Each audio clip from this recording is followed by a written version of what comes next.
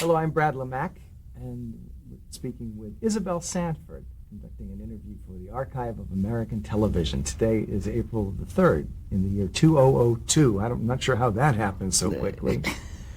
And thank you. Great. I want to say, first of all, for a whole variety of reasons, I am really honored to be here and to be doing this, that we have a chance to sit down. So thank you. Thank you. You're more than welcome. Say that now. It'll be good. We want to start by taking a few minutes to kind of get some information about the early years, the stuff that happened in your life that was formative for you, that ended up bringing this career that you have had. You were born where? In New York City. And your name? Did you have... You know what I thought you were going for next? No, what? 18-something. No, I didn't say that. What was the question? What was your name at birth? My name at birth, Isabel Sanford. Middle name? Must we? No. Did you have any nicknames as a kid? Well, yes, I did. Izzy, Queenie. There was no Wheezy at the time. She wasn't born yet. So. But Izzy, they call me, and Queenie, because Queenie came about because Queen Isabel. And they figured I was in a club that modernistic rhythm girls. Oh. We were looking for nicknames for each other, and they figured mine would be good because of Queen Isabel, Queenie. What was this club? Modernistic rhythm girls. It was consisted of dancers. Yes, I danced. Consisted of dancers. They went. Most of the girls took dancing lessons from. I can't remember. Ms. Childs was the name of the teacher. Most of them took lessons. And what happened was when we had a club, we had we gave dances, and we danced. And I was just as good as they. They were paying for. Their mother was paying for their lessons. You didn't have any lessons. No. My mother wouldn't think of giving me dancing lessons. There were other things more important. But they taught me the steps, and I learned the steps, and we entertained the people. About how old were you when this group came together? Oh, this was teenagers. You had done some performing, though, before then, but in school, right? Yeah. Oh, yes. I started in school in the 6th grade. I think it was the 6th, the 5th. Miss Buskin discovered me. And I used to be in the plays that the class have scheduled. They schedule the classes to give some performance, some plays. And after I was in the first one, I was so good that they had me in all of them. What did you play? Well, I don't know. The first one. I have no idea. The first one in school, I have no idea. I know, though, when I was playing the graduation commencement, that was at the end, of course, the end of the term. Those were big productions, big for them. And they gave me the male role. Really? Why? You wonder why. I was being polite. Yeah, I had all the male, they gave me the male roles. And where there was required male roles. And then, of course, we danced. I remember being dancing with the group of girls. It was an all-girls school, by the way, in junior high, all girls. We were daffodils. We had a little flowers. We were in, and I was in my yellow daffodil outfit. And so Miss Buskin called me. She was down on the floor. I was up on stage. She said, Isabel, come here. I came over. She says, have you ever seen a daffodil with glasses? No. She says, would you mind taking yours off? I loved my glasses. I didn't need them, but I had the glasses and I wore them. So, but I love to dance. They had me dancing. Is something you should ask me? No, I was trying to get a sense of the big production. Was like a musical with dancing. Oh, well, and this singing. was a class production. I'm not speaking about the graduation commencement yet. They had a Chinese opera. Chinese opera. I was, I don't know the name of the character, but I had been married 12 times. I had 12 wives. And I had to sing the song, there is a graveyard in my heart. And Miss Kane played. It was opera, remember I said it was opera. And that was a big production. We all had made up like Orientals. And then there was another commencement of where I was. I was not the male. Daisy Riley was the male because, you see, she could sing, and it was a musical, so she was the male. But I was one of the stepsisters. And it was funny how they made me up, because the stepsisters were supposed to be ugly, and of course they had to do a number on me to make me ugly. How long did that take? Do you remember? Must have been fun, though. Of course it was fun. I enjoyed it. Two things kind of come to mind. One is it sounds like Miss Buskin really was a very early mentor for you, someone who gave you opportunity to do stuff you loved, and someone who supported you and encouraged you to do that. Which she did. Absolutely. She didn't know, I didn't know whether I loved it or not. I know I did just with the part she gave me. She just figured I could do anything, I suppose.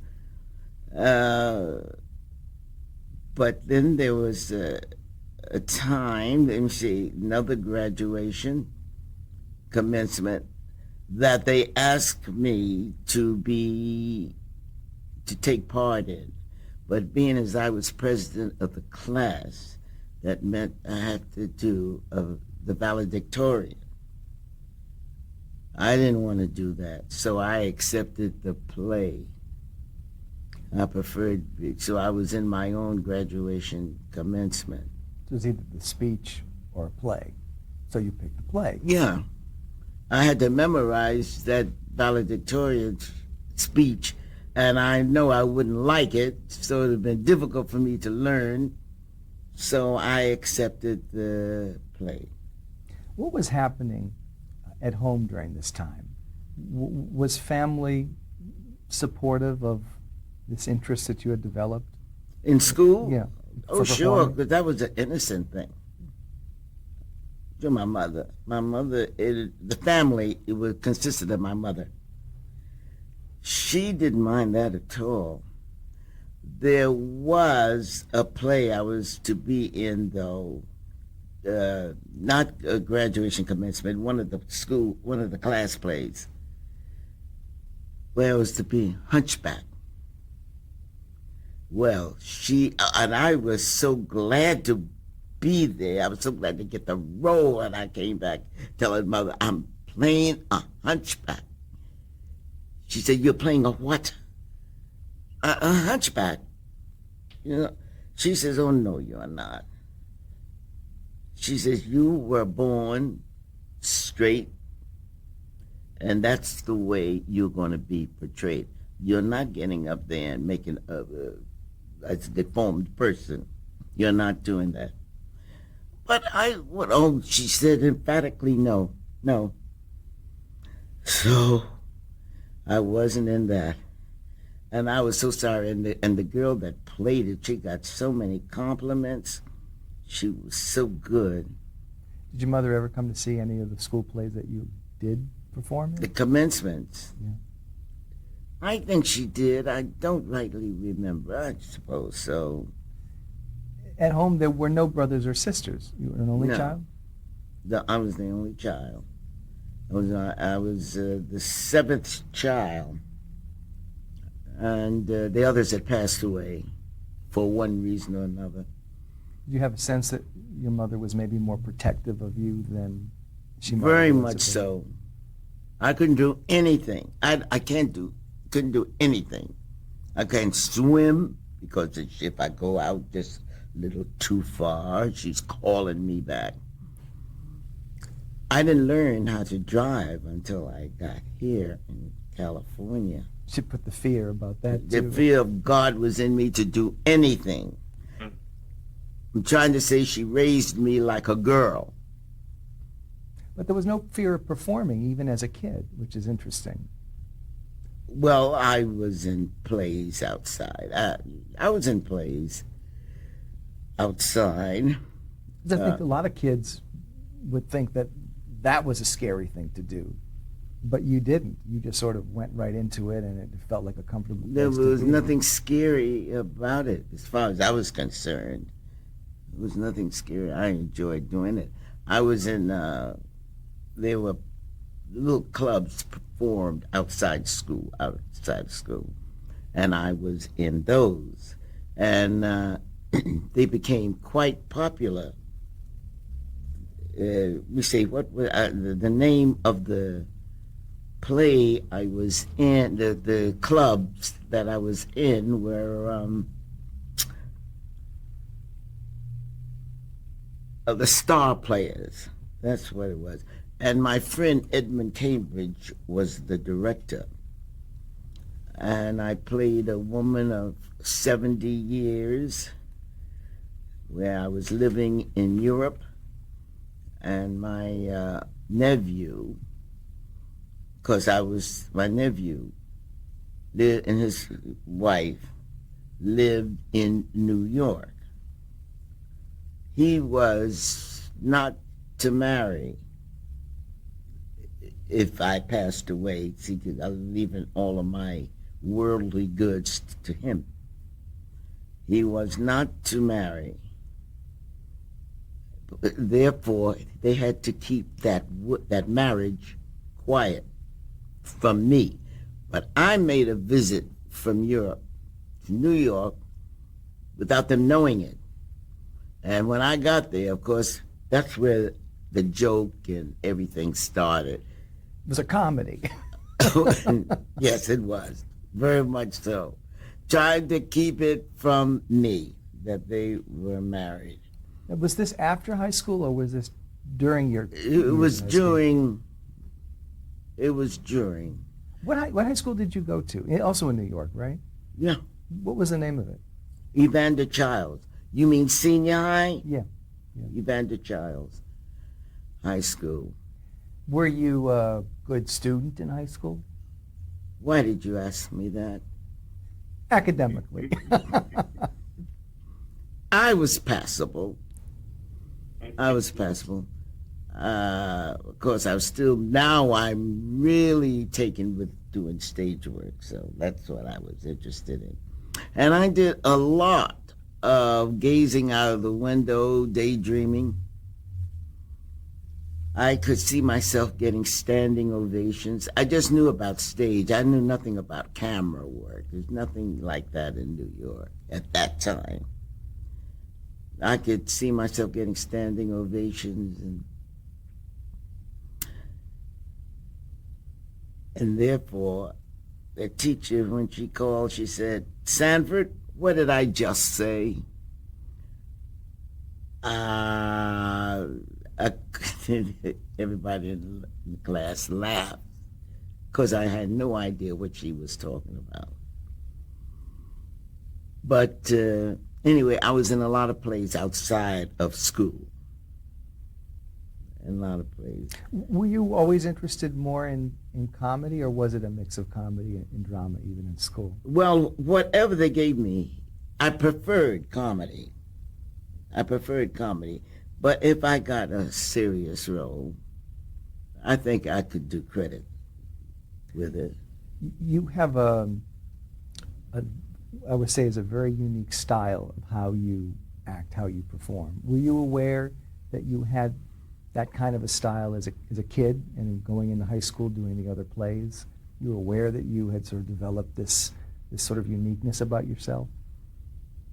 No, I wasn't aware of any style or any uniqueness. All I know is I get the script, I learn it, I get up and I perform it. It was no big thing. So whatever style might have emerged just sort of happened in your creation of the characters. Right. Was your mother supportive of this extracurricular activity? Well, she didn't mind so much if I wasn't, she didn't want me to take it seriously. She didn't want me to say I want to become an actress. No. Because that was the road to degradation. But if I was in like a little innocent play, like with the modernistic rhythm girls, we give our little dances and our little skits. Well, she didn't mind that too much. That was all right. I was having fun. And that was safe. Yeah. I guess to her. Yeah. After high school, you appeared at Amateur Night at the Apollo Theater. How did you swing that one? Well, that was, I took my costume to a friend of mine overnight. So when I went to the theater at the Apollo, I went by and got my costume, and I went to the theater, Amateur Night. Snuck out. Yeah. To be an amateur Yeah, night. she'd had no idea that's what I was doing. What did you perform? I sang again. I don't know why I keep singing and I can't sing, but I was singing the music. The title of the music at that time was "Shh, Don't Talk Too Much. A slip of their lip might sink a ship." And Puerto Rico, the guy that comes and pull you off of there. See, I dress so I look worse than he did. So I figured that might save me a little bit, which it did. And he come out with the, no, he didn't come out with his stick to pull me in. And so I got through the song. God help me. I got through. Some friends of mine heard me, and they said, "Is that Isabel?" It was the radio. It was over the radio. "Is that Isabel? That sound like Isabel." They said, "No, it was not Isabel." They listened some more. They said, "Yes, that's Isabel. It's only one voice like that." So what you're supposed to do is call in if you like the person. They called in. At any rate, I won third prize. And there was a guy back there that whoever he thought had the proper talent, he took to nightclubs with him. And I was one chosen. What was third prize? You know, I don't know. You were just happy to have it. Third prize was third prize. I didn't expect to get any. But I did. And they took me to a club. It's called the Smalls Paradise. It's in Harlem. And I had 2, 3 little skits of my own by myself. And I did what we called the drunken scene. The drunken scene. I go into a bar cold sober, but when I come out, I'm sloshed. And that carried me for a while. And I did pretty good for a while with him. But I didn't go back to Apollo again. Your mother found out eventually that you had gone to the Apollo and that you won third prize and that you were... No, out? I don't think she ever found out. I don't think she ever found out. I never told her. And that was so many years ago that I don't even remember if she found out what she said. But I know she didn't like it if I accepted a play. I started getting calls downtown for off-Broadway. She didn't like that too much. Now that's getting serious. This was after high school. Yeah. At what point here the star players comes into your life? The star players in Harlem. Yeah, well, I was a teenager. Yeah.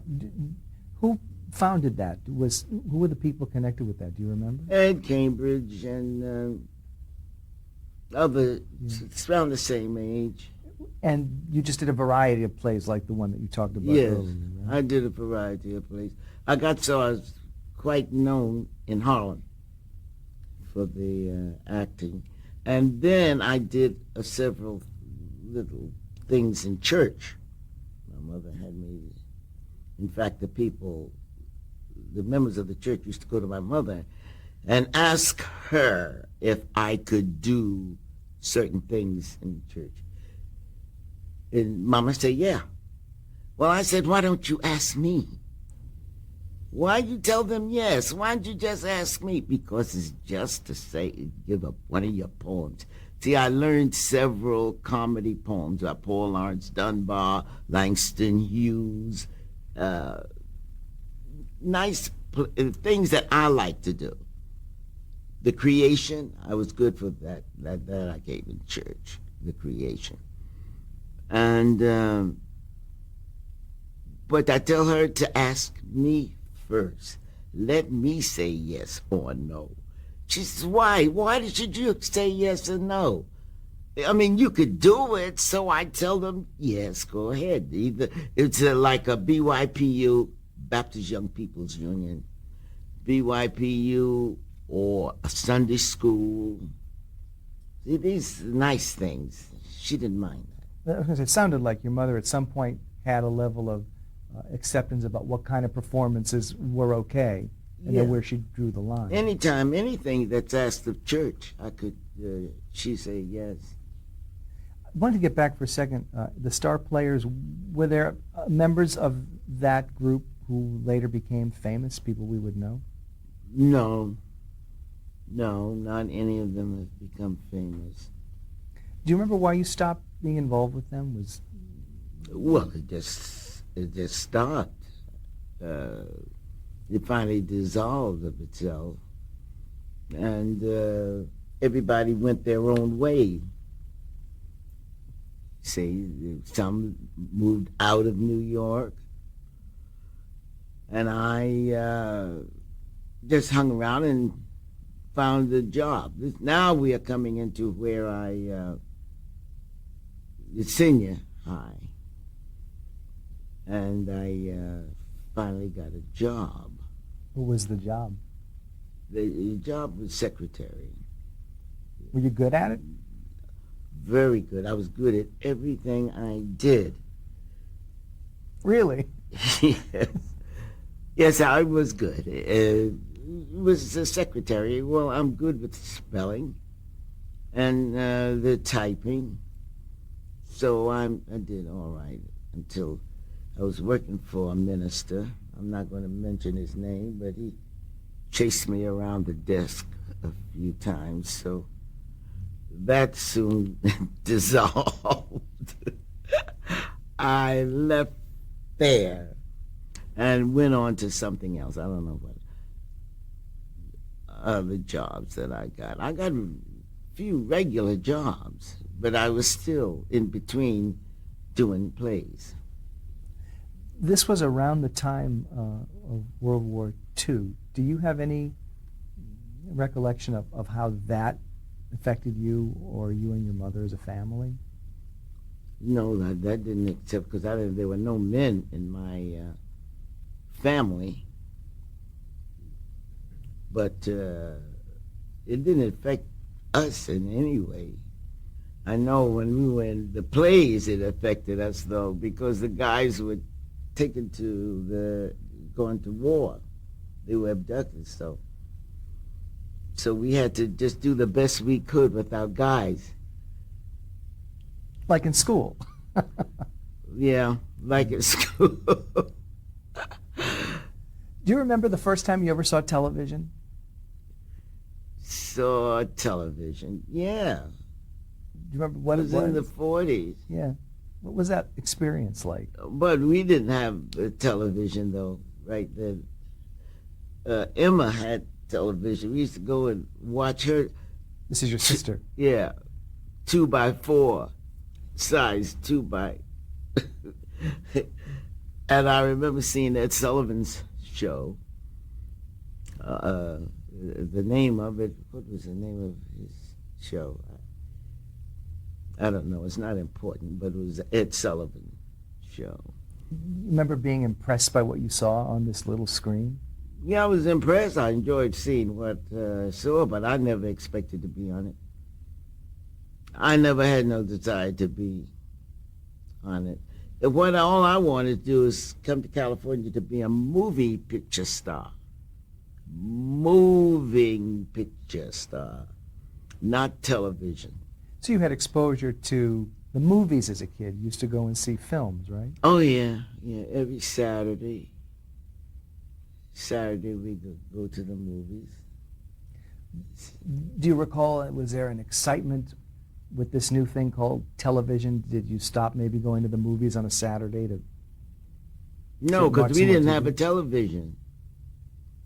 No, it was nothing excitable about it. It was just that I saw television when I saw television. It was nothing excitable about it for me. I was still interested in stage. I was always interested in the stage work until we moved, till we left New York. You were married, raised your family, and still performing in New York in theater during all of that time? Or did you take a break? Not too much. Yes, I took a break because my husband wasn't too happy about the fact that I was in the plays. He more or less was jealous, I guess, me out rehearsals. I do remember being in a play called Striver's Row with the American Negro Theater. That's where I met Harry Belafonte. I want to interrupt you for just a minute. It's a good time to take a break because we have to change tapes. Isabel Sanford, interview for 1 of 6.